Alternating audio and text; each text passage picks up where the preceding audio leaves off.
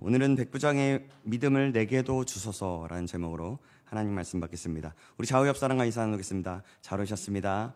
잘 오셨습니다. 잘 오셨습니다. 다시 한번 고백하겠습니다. 사랑합니다. 사랑합니다. 사랑합니다. 여러분 정말 주님의 이름으로 사랑합니다. 오늘도 주님의 은혜가 가득하게 간절히 소망합니다. 오늘 본문은 예수님께서 그 산상수훈을 통해서 가르치시고 또 내려와 기적을 행하신 내용입니다. 예수님의 가르치심을 통해서 백성들은 놀랍게 여기고 그렇게 반응합니다.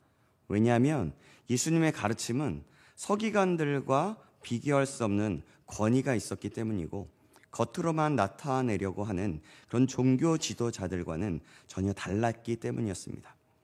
1절을 보면 예수님이 산에서 내려오실 때에 수많은 백성들이 따랐습니다. 산에서 내려오셨다는 것은 산상수훈의 그 말씀을 선포하신 후라는 사실을 말씀하는 것입니다. 그때 한 나병 환자가 예수님 앞에 나와 고치심을 간구하죠. 주여 원하시면 저를 깨끗하게 하실 수 있나이다. 이렇게 했을 때 예수님께서는 손을 대시고 내가 원하노니 깨끗함을 받으라 하시니 즉시 그의 나병이 깨끗하여졌다라고 말씀합니다. 사랑하는 여러분, 예수님께서는 마음이 원하시면 그대로 되시는 분이셨습니다. 왜 그럴까요?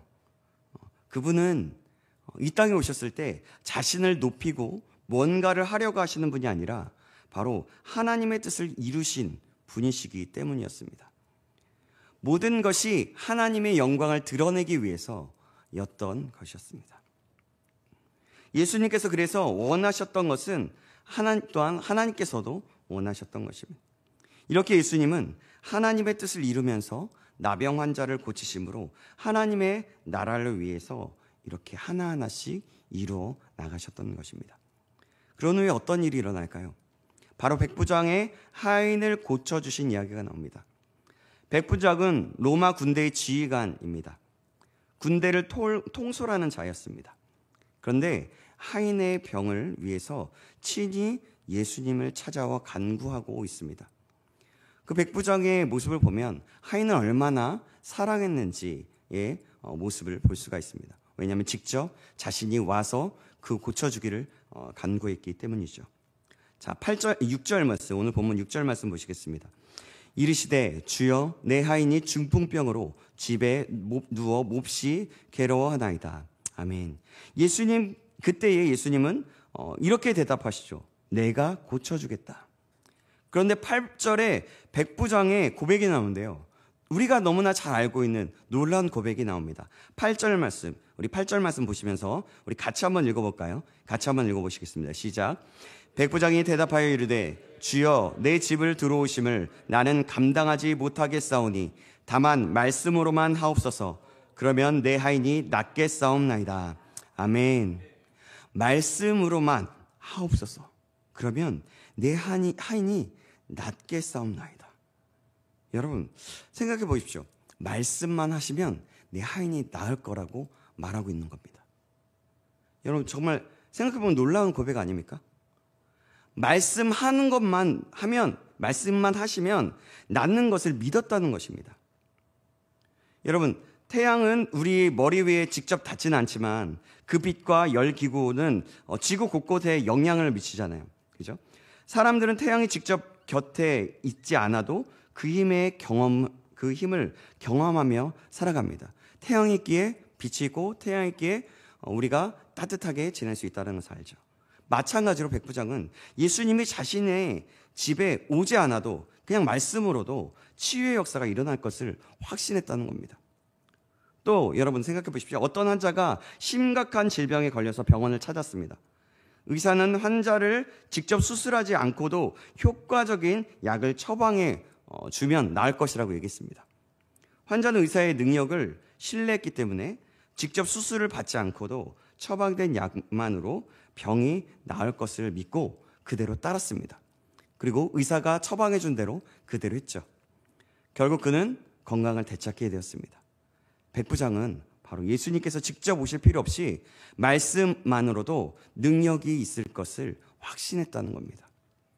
그만큼 그는 예수님의 권위에 복종하고 또 그분의 높은 권위를 인정하고 믿었던 것입니다. 백부장의 고백을 들은 예수님은 뭐라 하십니까? 10절 말씀 보시겠습니다. 10절 말씀입니다. 예수께서 들으시고 놀랍게 여겨 따르는 자들에게 이르시되 내가 진실로 너에게 이르노니 이 이스라엘 중 아무에게서도 이만한 믿음을 보지 못하였노라. 아멘. 예수님은 그의 믿음을 놀랍게 여기셨습니다. 왜냐하면 이스라엘 백성들 가운데서도 이만한 믿음을 못 보셨기 때문입니다. 이처럼 예수님은 그의 믿음을 놀라워하시고 칭찬하십니다. 여러분, 이방인을 칭찬하셨던 겁니다. 그때 당시 우리가 잘 알고 있지만 이방인들에게는 구원이 없고 이방인들은 다른 동물 취급했습니다. 그럼에도 불구하고 이방인이 찾아와서 예수님께 구하고 그것들을 예수님이 말씀만 하신 것들을 듣겠다. 그러면은 그것이 이루어질 것을 믿는다라고 했던 것입니다.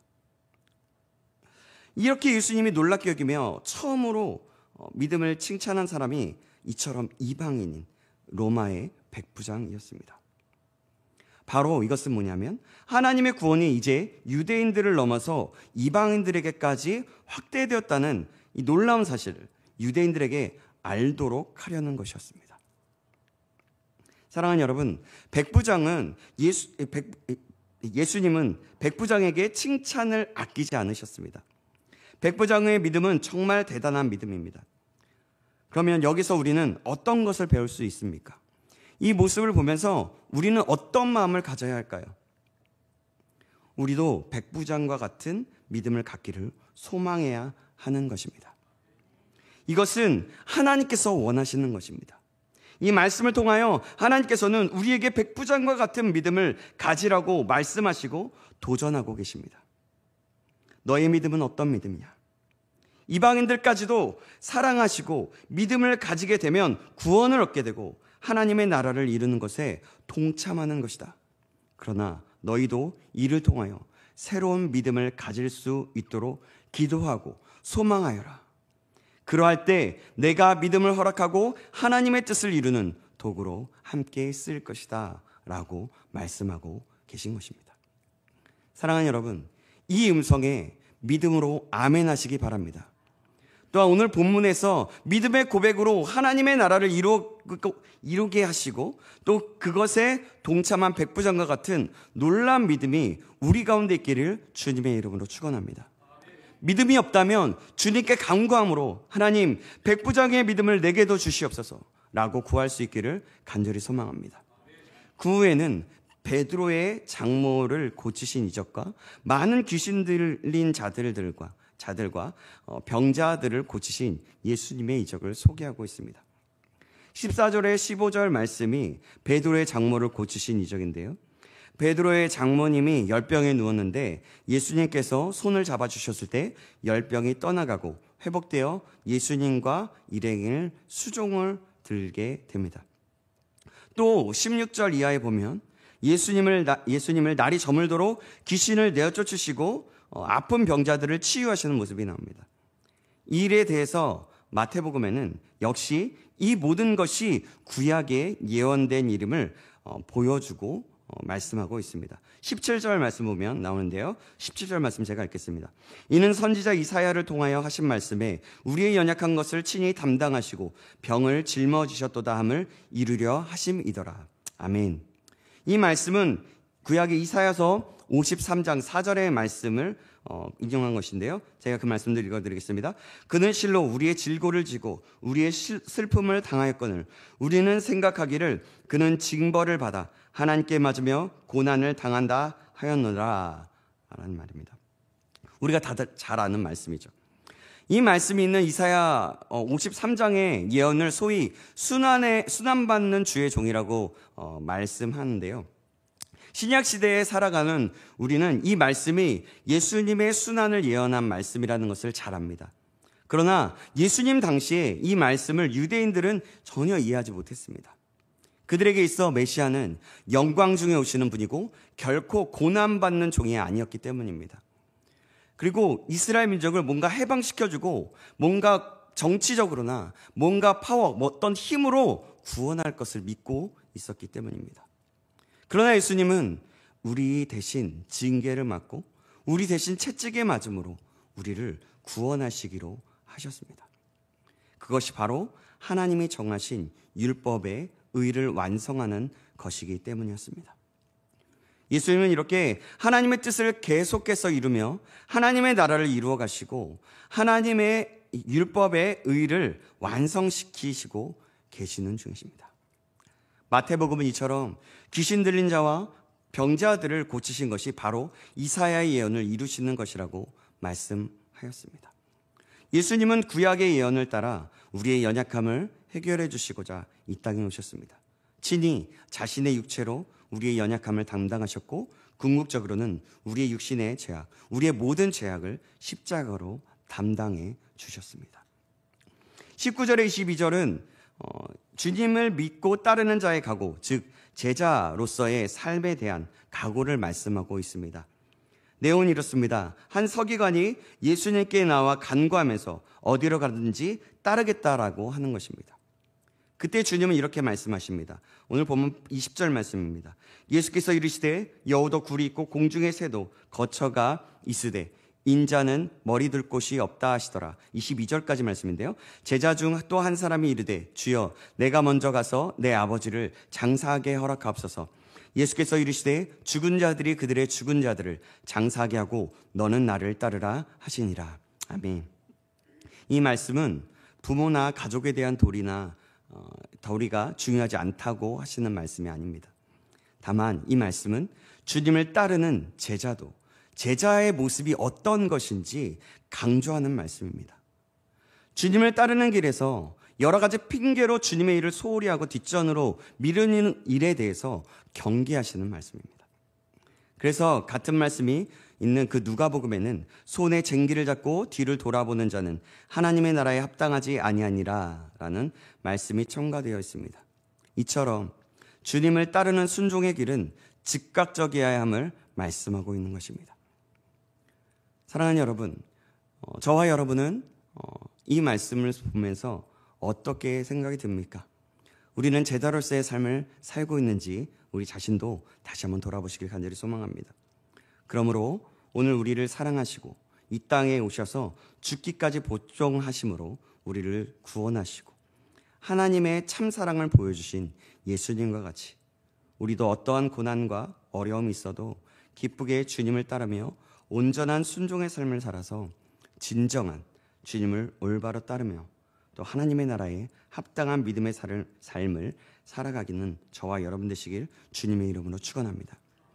그 24절 이하에는 예수님이 바람과 바다를 잔잔케 하신 사건이 나옵니다.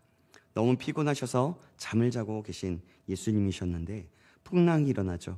그때 제자들은 호들갑을 떨면서 살려달라고 하실 때 예수님은 믿음이 적은 자들이라고 하시면서 바다와 바람을 꾸짖으시며 잔잔케 하셨습니다.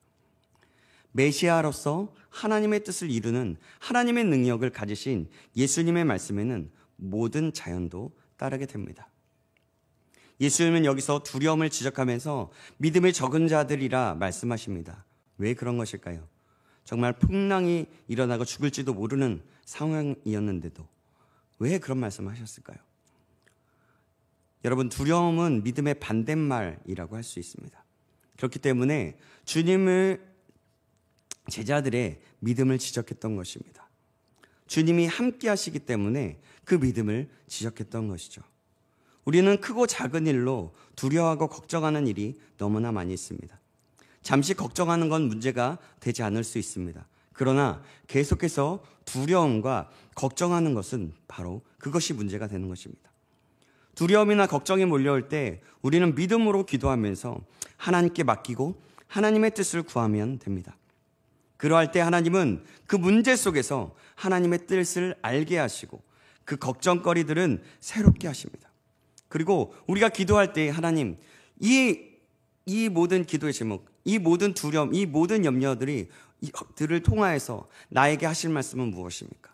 내가 어떻게 믿음으로 반응하기 원하십니까? 내가 믿음으로 반응하는 것은 무엇입니까? 라고 질문하며 기도하길 원하십니다.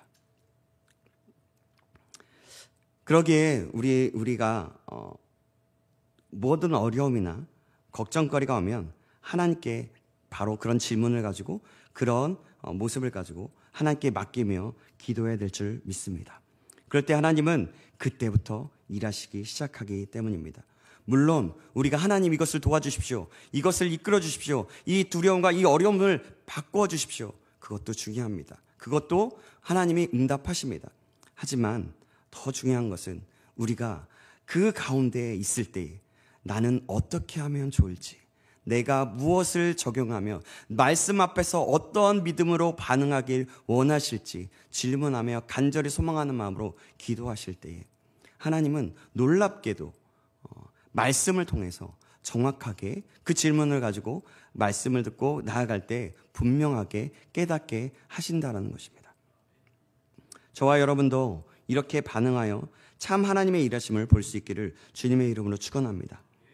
그 후에는 가라데병에서 군대에 귀신 들린 자를 고치시면서 돼지떼에게 가라고 명령하시는 모습이 나옵니다. 오늘 본문 전체를 보면 그러니까 예수님의 권위와 능력을 통하여 치유하시고 귀신 들린 자를 고치시는 모습을 보게 됩니다.